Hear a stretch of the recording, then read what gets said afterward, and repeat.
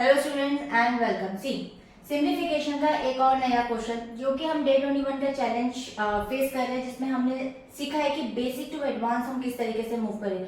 आज का ये क्वेश्चन आप देख सकते हैं कि बहुत ही लेंथी आपको दिख रहा होगा और मे बी शायद कंफ्यूजिंग भी लग रहा होगा, लेकिन ये सिर्फ और सिर्फ 2 स्टेप में आप इस क्वेश्चन को कंप्लीट कर सकते हैं।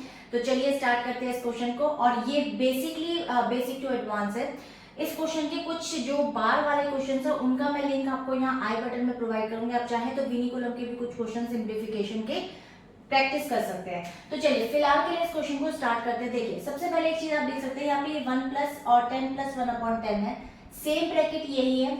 उसके बाद माइनस आया, माइनस के अंदर यहाँ 1 माइनस 10 प्लस 1/10 है और सेम ब्रैकेट ये, यानी कि ये सेम है और ये सेम है।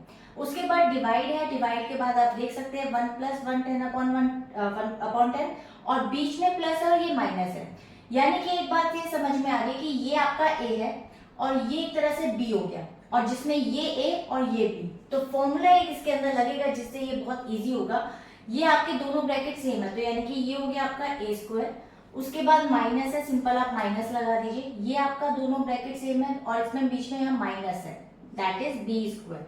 ठीक है, उसके बाद अपॉन, क्योंकि यहाँ डिवीजन है और ये आपका ए हो गया, ये बी हो गया, तो आपके पास हो गया ए प्लस बी, यानी कि यहाँ पे लिख लेते हैं ए प्लस बी।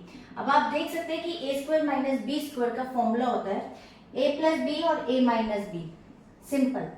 देखिए आपको कहीं से कुछ भी सोचना और समझना और लर्न करने की जरूरत नहीं पड़ेगी। यहाँ पर आ गया आपका ए प्लस बी, आप सिंपल क्या करेंगे, इन दोनों को कर देंगे कट।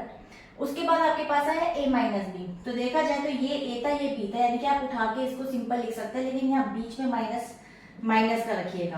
तो यानी कि ए की वैल्यू थी ये, या फिर ये कुछ भी ले सकते हैं, सिंपल आपको पता ही है।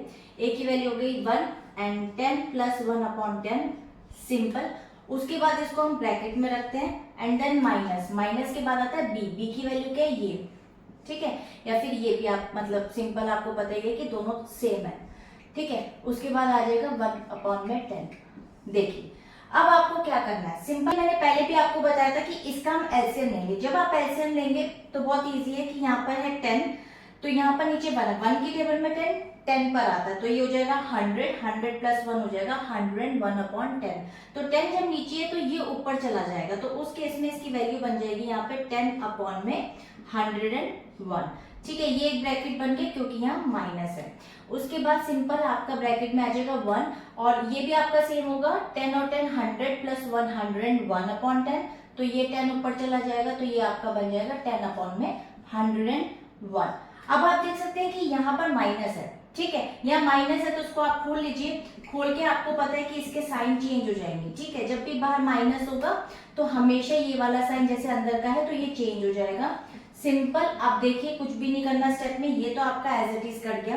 दोनों के नीचे डिनोमिनेटर सेम है तो 101 तो एज इट इज रहेगा। साथ में आप ऊपर की डिजिट्स को एडिशन कर लीजिए, यानी कि 20। सो 20/101 will be the right answer. इतने बड़े क्वेश्चन के अंदर अगर आप इसको सिंप्लीफाई करने की जगह ये भी देखें कि इसके अंदर एक फॉर्मूला लग रहा है तो और भी इजी हो जाता है। तो आई होप कि आपको बेसिक टू एडवांस के डे 21 के चैलेंज में सिंप्लीफिकेशन का ये क्वेश्चन अच्छा लगा होगा। अगर आपको कोई डाउट हो you can write in the comment section. मिलेंगे इसके एक और नए क्वेश्चन के साथ। वीडियो अच्छी लगे तो लाइक कर सकते हैं। तब तक के लिए बाय एंड